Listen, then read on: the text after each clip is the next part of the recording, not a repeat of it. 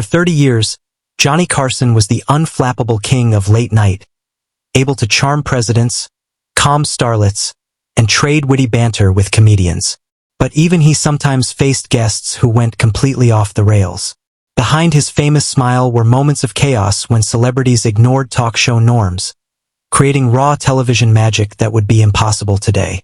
From drunken tirades to shocking sexual comments, some guests pushed Carson to his limits and made unforgettable television. Arnold Schwarzenegger appeared in 1979 as a brash young bodybuilder promoting pumping iron. Long before he was the Terminator or California's governor, Arnold's sexual frankness caught Carson off guard. When asked to describe the pump, Arnold compared it to sex, saying, "The pump is like having sex with a woman and coming," and added graphic details, leaving Carson visibly horrified. The audience went silent, producers panicked, and even Carson, master of innuendo, struggled to steer the conversation back to safer topics. Despite this awkward moment, Arnold's confidence shone through, and his career flourished. He returned years later, more media-trained but just as charismatic, while Carson avoided questions about the pump. In 1974, Burt Reynolds appeared with Dom DeLuise, intending a standard interview that turned chaotic. DeLuise, known for physical comedy, brought whipped cream for a cooking demonstration. But mischief was clear from the start. Carson sensed trouble, but what followed became one of the most unpredictable scenes in late-night history without warning. DeLuise sprayed whipped cream at Reynolds, who retaliated by dumping a glass of water down DeLuise's pants. The audience erupted as the playful fight escalated into a full-blown food battle, eventually spilling onto Carson. Reynolds even sprayed cream on Carson's suit. "That's a $500 suit," Carson exclaimed, showing rare irritation, though his smile never fully disappeared.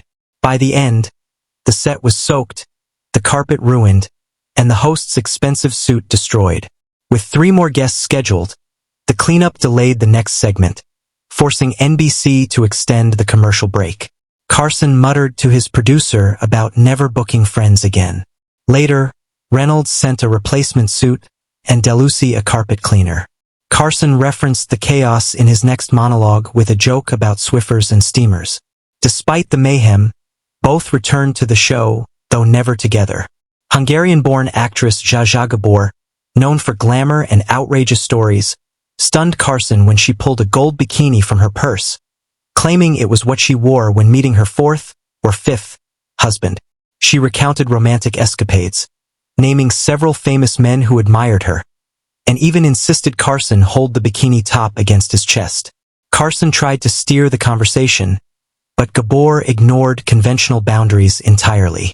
By the segment's end, he appeared dazed, handling the bikini delicately, while the next day he fielded complaints from men she had mentioned, remarking he had as much control over Gabor as over natural disasters. In 1975, Red Fox, star of Sanford and Son, arrived for an interview but reacted angrily to NBC's new no-smoking policy. A chain smoker, Fox exploded when told he couldn't light a cigarette on set, turning what should have been a friendly conversation into one of television's most awkward walkouts. Red Fox, star of Sanford and Son, arrived for a 1975 interview only to be informed backstage about NBC's new no-smoking policy. A chain smoker, he immediately exploded, declaring, "No smoke, no joke," pacing and muttering about disrespect. Producer Frederick de Cordova tried to calm him, but Fox's agitation only grew. When he appeared on set, he walked to his seat with tense body language and immediately addressed the issue, ignoring Carson's usual small talk. He demanded respect, citing Dean Martin as precedent, and refused to continue unless allowed to smoke.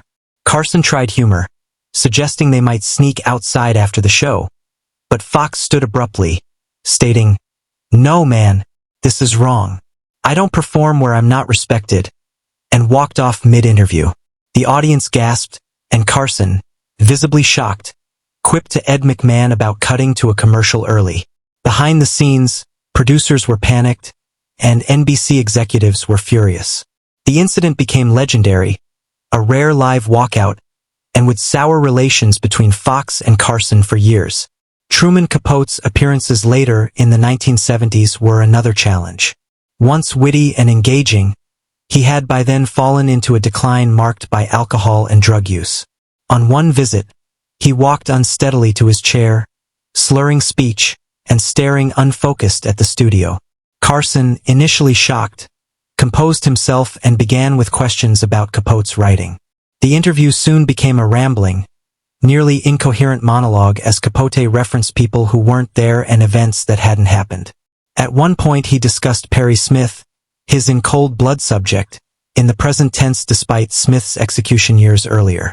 Carson attempted gentle guidance, offering simple questions and lifelines, but Capote continued drifting, dabbing at his forehead with a handkerchief and smearing his makeup. The audience's initial amusement faded into uncomfortable silence, as it became clear they were witnessing a public breakdown. Carson's professionalism shone through. He calmly signaled an early commercial and ensured Capote was safely escorted afterward, quietly managing a situation that could have been disastrous on live television. Madonna appeared in May 1987 at the height of her Who's That Girl tour. She arrived in a black lace outfit, barely suitable for broadcast, and immediately invaded Carson's personal space. The interview quickly turned overtly sexual. Rather than standard promotional remarks, she described risque scenes cut from her film, leaning close to Carson. He tried to maintain control, steering conversation back to her music, but the network delay button was triggered multiple times. By the end, Carson wiped his brow in visible relief, one of the few times his unflappable demeanor cracked on air. Don Rickles, a longtime friend of Carson, took chaos to new heights when he literally hijacked the show during another guest's interview. While Carson spoke with Robert Blake, Rickles burst through the curtains uninvited, interrupting the segment with his mock insult comedy. Carson and the audience were left stunned. Yet the encounter became another memorable late-night moment for 30 years. Johnny Carson was the unflappable king of late-night television, a consummate professional who could charm presidents, calm nervous stars, and trade witty banter with comedians. But even the greatest host occasionally met guests who went completely off the rails. Behind his famous smile and impeccable timing lay moments of chaos when celebrities ignored talk show etiquette, creating raw television magic that would be impossible today. From drunken tirades to shocking sexual remarks, some guests pushed Carson to his limits, producing moments that remain unforgettable in television history. In 1979, a young Arnold Schwarzenegger appeared on The Tonight Show to promote the documentary Pumping Iron. Long before his Hollywood fame or political career, Arnold was brash, confident, and unfiltered.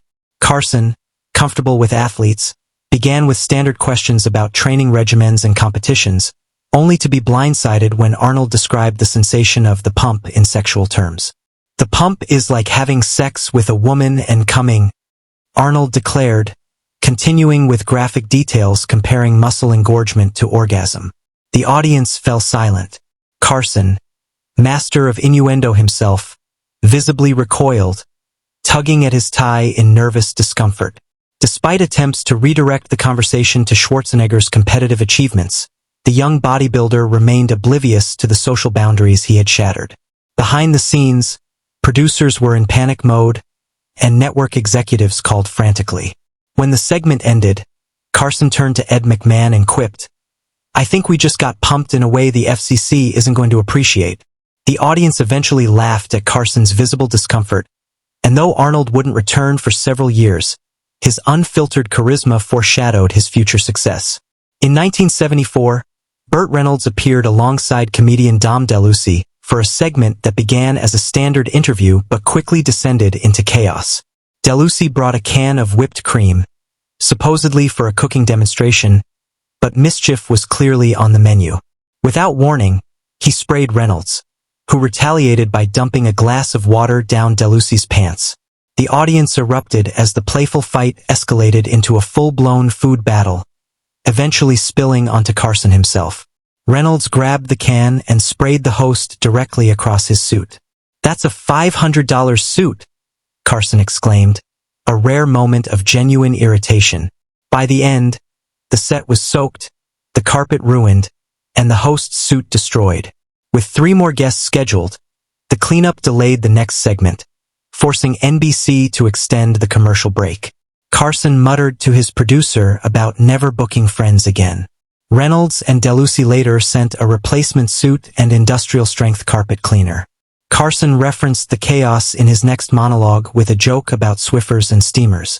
Despite the mayhem, both returned to the show, though never together. Hungarian-born actress Zsa Zsa Gabor, famed for her Hollywood glamour and outrageous tales, stunned Carson during one appearance when she pulled a gold bikini from her purse, claiming it was what she wore when meeting her fourth or fifth husband. She described her romantic escapades in explicit detail, naming famous men who had admired her in the skimpy swimwear. At one point, she insisted Carson hold the bikini top against his chest. Carson tried to steer the conversation toward safer topics, but Gabor ignored conventions entirely.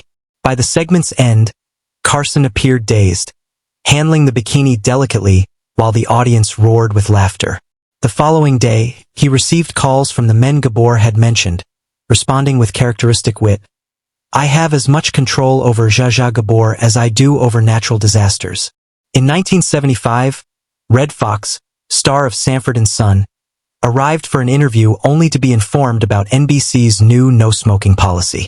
A chain smoker, he erupted backstage, declaring, "No smoke, no joke." On air, he immediately confronted Carson about the policy, refusing to answer other questions. Despite Carson's attempts at humor and redirection, Fox abruptly stood and walked off, leaving the audience stunned and Carson visibly flustered. Behind the scenes, producers scrambled while NBC executives were furious. The incident became legendary, a rare live walkout that demonstrated both the unpredictability of guests and Carson's remarkable ability to handle them with grace. Truman Capote's later appearances highlighted a different challenge. Once a witty and articulate literary star, by the mid-1970s he had descended into personal struggles with alcohol and drugs. On one visit, he arrived unsteady, slurring words and appearing unfocused. Carson tried to guide him with questions about his writing, but Capote drifted into rambling, nearly incoherent monologues, referencing people and events that didn't exist and at one point discussing Perry Smith, his in cold blood subject, as if alive. The audience grew increasingly uncomfortable. Carson maintained his composure, subtly signaling an early commercial, and ensured Capote was escorted safely afterward. The segment became a sobering example of compassion over exploitation, highlighting Carson's professionalism in protecting both guest and audience. Madonna appeared in May 1987 during her Who's That Girl tour, at the height of her provocative phase. She entered in a black lace outfit, immediately encroaching on Carson's personal space and turning the interview overtly sexual. She described risque scenes from her film that had been cut and flirted aggressively, leaving Carson momentarily speechless. The network delay button was activated multiple times, and Carson carefully steered the conversation back toward her music. By the end, his relief was visible, one of the few times the usually unflappable host appeared genuinely uncomfortable on air. Don Rickles, known for his sharp mock-insult comedy, once stormed onto the set uninvited during an interview with Robert Blake, shouting, "Johnny, I was next door doing another show and I heard you were saying terrible things about me." Carson, initially surprised, shifted into quick comedic damage control. Rickles sat down, interrupted both Carson and Blake repeatedly, grabbed the host's coffee mug, and even walked behind the desk inspecting drawers and props. Carson protested lightly, keeping humor intact, while producers panicked behind the scenes. Eventually, he allowed the chaos to continue briefly before guiding the segment to a commercial break. The episode cemented Rickles and Carson's legendary comedic partnership, proving that unpredictability could create unforgettable television. British actor Oliver Reed presented one of the most extreme examples of Carson's ability to navigate disaster. Already notorious for alcohol-fueled antics, Reed arrived visibly drunk in 1975, refusing water or coffee and demanding scotch. He stumbled onto the set and collapsed into his chair, immediately launching into a rambling, nearly incomprehensible monologue that veered from his films to childhood memories to unrelated bar fights. He made increasingly sexual remarks, including toward Carson, while the audience's laughter shifted to discomfort. Attempts at redirection failed as Reed's non-stop stream of thought left no opportunity for conversation. At one point, trying to demonstrate a stunt, he grabbed Carson's desk for support and knocked over his coffee mug, spilling water across notes and suit. For the first time, Carson's expression revealed genuine alarm, quickly masked with humor. "I think the desk is supposed to stay where it is, Oliver." Behind the scenes, producers debated cutting the segment, a measure almost never taken. But Carson smoothly ended the interview, thanked Reed, and had him escorted off set. Reed never returned, and the incident became a cautionary tale about live television risks. Carson later reflected tactfully, describing Reed as a tremendously talented actor who was having, let's just say, an enthusiastic evening. The episode highlighted Carson's extraordinary professionalism, protecting his show, the audience, and even an inebriated guest from a complete on-air meltdown. Across decades, these moments exemplified the rare occasions when the controlled environment of The Tonight Show was challenged. From Schwarzenegger's oblivious confidence to Reynolds and DeLucie's whipped cream chaos, Gabor's scandalous antics, Red Fox's walkout, Capote's public breakdown, Madonna's provocative intrusion, Rickles' takeover, and Reed's drunken ramble, Carson faced each with a mix of wit, patience, and skill.